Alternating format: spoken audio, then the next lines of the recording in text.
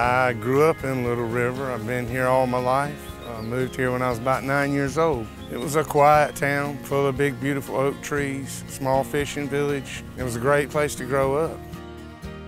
The community in Little River is very close-knit, especially the charter fishing community. If somebody needs something, there's always somebody on the ocean. We're not going to leave you out there. We'll help you out.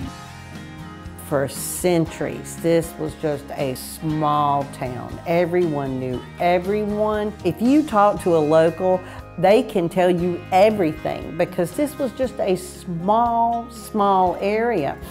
When it was the village of Little River, up to I want to say the 1940s, it was just 4 blocks on the waterfront.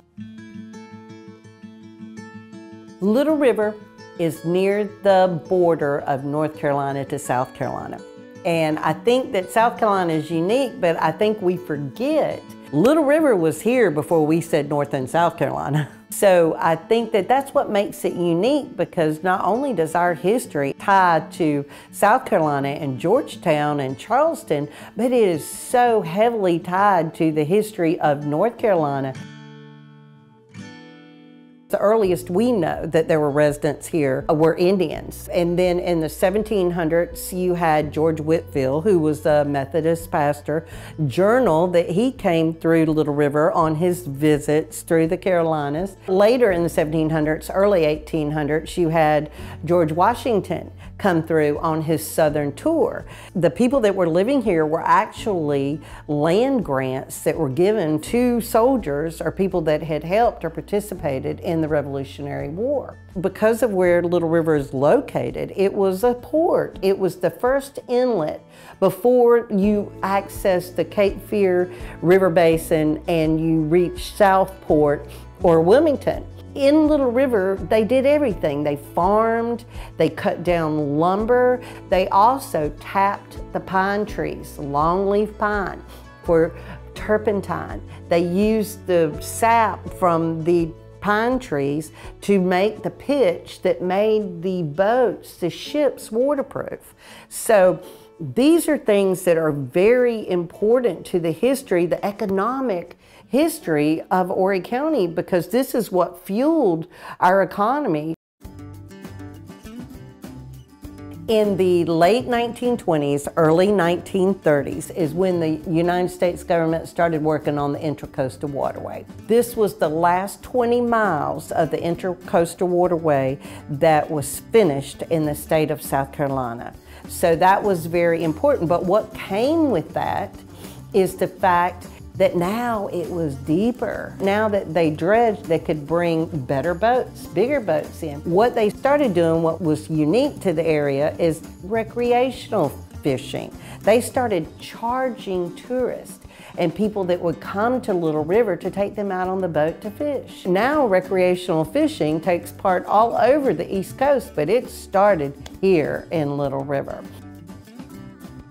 My great-granddad actually started the charter boat industry out of here in 1926, and his dock is actually 50 yards that way. That was the first charter boat ever out of Little River.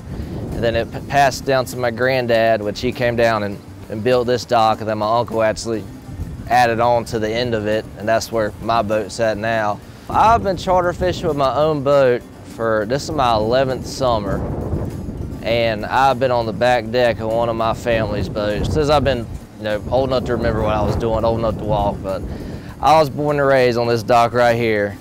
Boats, docks, there ain't much has changed about it, but it's been very interesting. Family business, I'm the 4th generation. It's definitely very rewarding.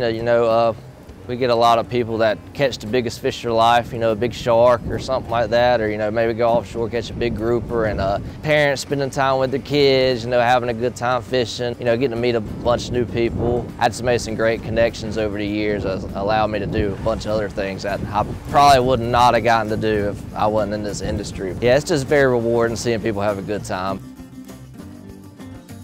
It's extremely vital for Little River, the fishing industry. And you can go up the road to Cricket Cove and there's another 10 or 20 charter boats. It's extremely vital for Little River. Probably one of the only things that's put us on the map other than a Blue Crab Festival.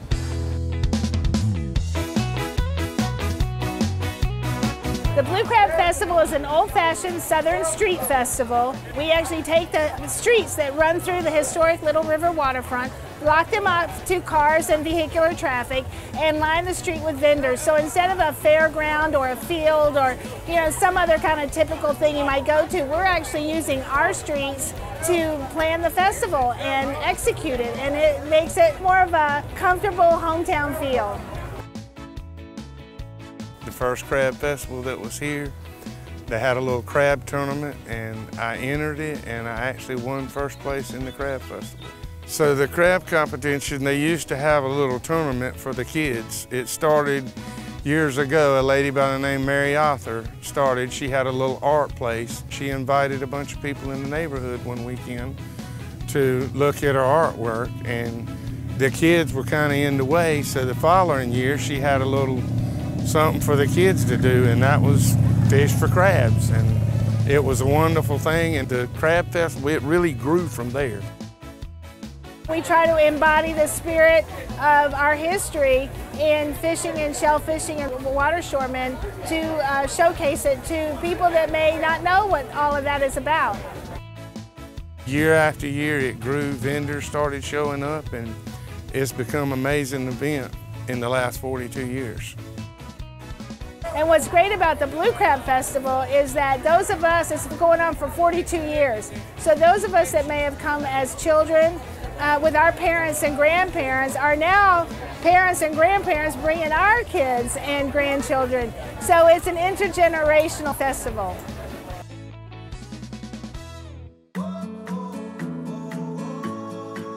Little River means peace to me, actually. I don't know if you've ever been here and sat on the water and had lunch under these majestic oak trees and eaten oysters or crabs or fish that have come right out of the ocean, right from the boat, right to your plate. You just need to come experience it. There's nowhere like it anywhere in South Carolina. The intercoastal waterway and our local fishery is just a wonderful thing. Little River means a lot to me because of the waterfront. It's a part of my life. A lot of people, a lot of boats come and go, but the docks and everything all stays the same. That's what I love about it. This is our town, Little River, South Carolina. This is our town. This is our town, Little River, South Carolina. This is our town, Little River, South Carolina.